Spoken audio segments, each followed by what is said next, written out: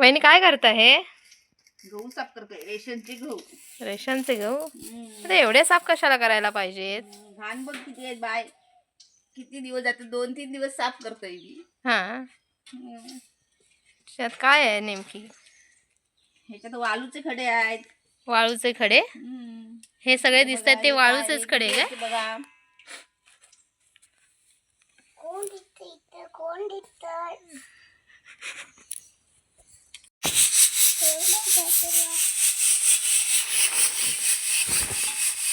नको मला.